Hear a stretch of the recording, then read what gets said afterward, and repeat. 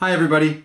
I figured it's about time I did a physical how to play for Solo Venture. I've done a virtual one before with Tabletop Simulator, but that kind of showed you how to use Tabletop Simulator more than anything. So now let's try something with actual physical cards and how we use them. While there is a more recent release with Solo Venture Force of the Mad Queen, I do want to start with our original Solo Venture, the Warlock's Dungeon. When you open up your pack of cards, you will find a bunch of different backs to them. This helps you separate your cards into dungeon cards, encounter cards, dice cards, hero cards, and life counter cards. There's a thank you card included, as well as an advertisement card with basic rules on it. There are 3 total rule cards. 2 of them are on the back of your creature health counters. Now I'm using a playmat made specifically to play Solo Venture on. You don't need this to play the game. In fact, most people will not use this. The whole point of Solo Venture was to come in one deck of cards you could carry with you anywhere in a front or back pocket, or purse, or handbag, or anything else you have. As such, instead of using a hero life counter, we have a built-in hero life counter. And instead of using the creature life counters, we have built-in creature counters. Before we do anything, we want to remove the start card from our dungeon deck. It's denoted with the start icon right in the middle. We're going to place that on the start square of our playmat or on your setup, anywhere you see fit on the table. To set up the game, you will take your dungeon deck and you will shuffle it.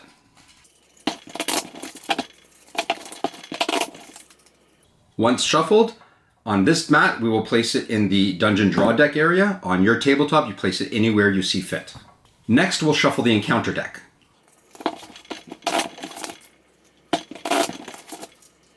Again, here we will place it in the encounter deck area. On your tabletop, place it anywhere you see fit. We have 4 heroes to choose from, and we can either choose randomly or, looking at them, select the hero we want. The point of a hero deck is just that that's where all your heroes are collected. It's not something you draw from. The first hero I ever created was Typhar Proudblade, so we're going to start with Typhar. And we're going to put him in the hero card area, matching his health to where his health on the counter is here. So he has 20 health. We're also going to shuffle up our dice deck and place it in the dice deck area, or once again on your tabletop, anywhere you see fit. Just a quick side note here. There is an app available both on iOS and Android to allow you to keep track of your hero health as well as your encounter healths. In both those apps, as well as a watchOS app, is a dice roller to help you roll the unique 8-sided 6-counter dice we use. Please keep in mind it's not necessary to use proprietary 8-sided dice that only count 6 numbers. The game will play just fine with a regular 6-sided die. Now our adventure starts. We can start by reading the text on our start card. You awaken in a dank, dimly lit room. The meager light being cast from the waning sconces above the walls casts terrible shadows about. The embers of a recently extinguished fire linger, their pungent scent stinging your nostrils. There's an open doorway in front of you. And as you can see on the artwork, there is an open doorway in front of us. And we're going to proceed through that doorway by flipping a dungeon card. You'll notice there's an arrow on this dungeon card. That shows us where we connected to the previous room. This card says, you enter a room overwhelmed by a putrid stench you've never smelled before. Is it rotting vegetation or something more sinister? You squint through the watery, blurry eyes at an odd shape before you. And the instructions are to flip one encounter card. That's also denoted by the single sword and axe crossed here with red fire around it. So we're going to flip an encounter card and we're going to see what that card shows us. It's a Goblin Miscreant. So we've come against a monster right away. What we're going to do is look at their health, total of 10. Using our counters or the app, we place it on our counter at 10 health. And now we are entering combat. Using our dice deck or the app, we roll for initiative. So we flip a card for our hero Typhar, and we flip a card for the monster Goblin Miscreant. We have a 3 for Typhar and a 6 for the Miscreant. That means with a higher number, the Miscreant goes first. We return these cards to the deck. We shuffle up again. And now we use the attack section of the Goblin Miscreant. So if you look, there's a section that says attack and defend on both the creature cards and our hero cards. So we're going to take that attack and we see what these dice rolls do is what is written beside them. For example, if I roll a 6 or a 1, there's a short sword stab from this Goblin Miscreant of 3. If I roll a 5 or a 2, there's an elbow drop of a 1. And on the defend side, if I roll a 5 or a 2, there's a leather bracer block of -1. I'll get to what those numbers mean in a minute and how they work. On Typhar, his attacks, a 6 is a multi-attack, which means you re-roll twice and get a chance to do 2 attacks in a row. Rolling a 5 or a 2 is a 2-handed swipe. A 4 or a 3 is a piercing stab. On the defensive side, a 6 and a 4 are a shield block, and a 5 and a 3 are a bracer block.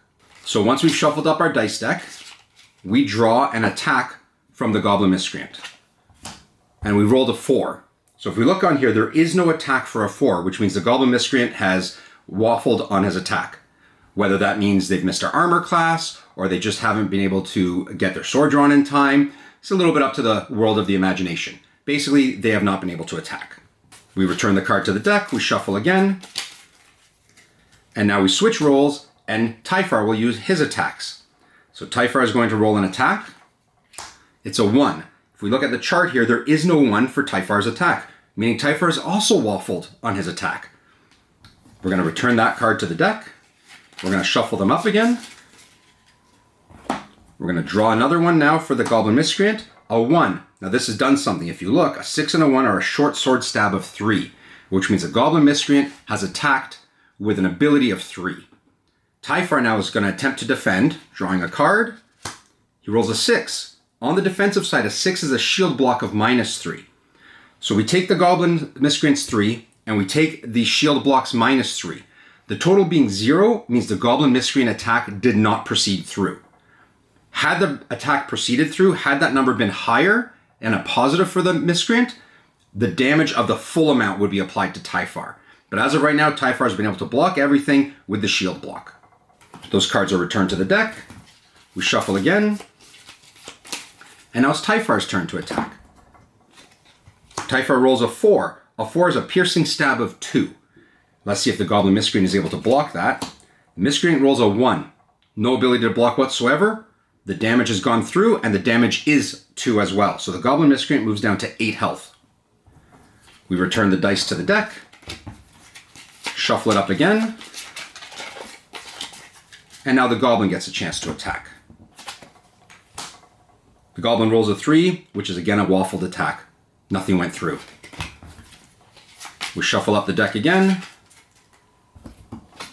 Typhar rolls a 2. A 2 is a two-handed swipe of 5. Let's see if the Goblin Miscreant can block any of that. A 6. The Goblin Miscreant has nothing in its defense for a 6. The attack goes through and all the damage goes through. So that's another 5. So we are down to 3. Your Goblin Miscreant is at 3 now. We shuffle up the deck one more time. The Goblin Miscreant's chance to try and do some damage here. With a 3. There is no 3 in the attack for a Goblin Miscreant. We put the card back in, shuffle again. Typhar rolls a 1. There is no 1 in Typhar's attack.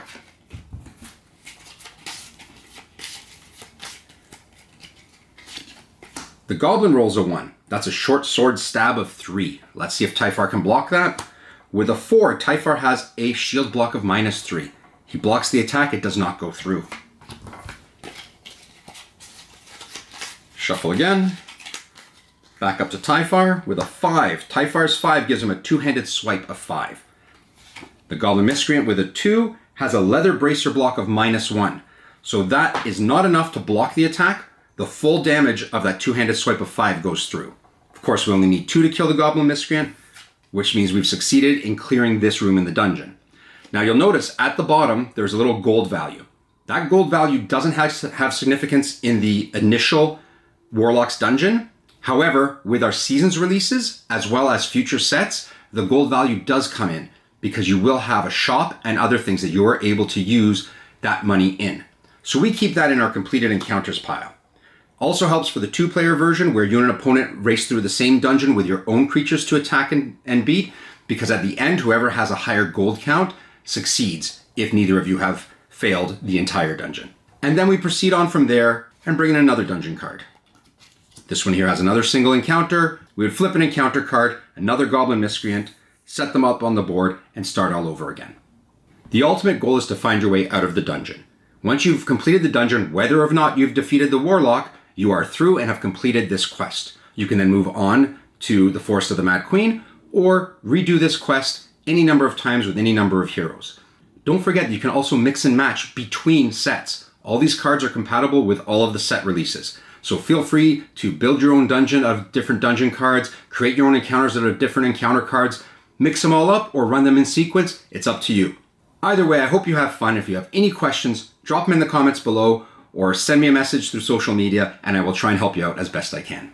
Thank you very much for watching. I'll do some follow-up videos with some special stuff from the Seasons packs, as well as Force of the Mad Queen. Happy adventuring. Bye.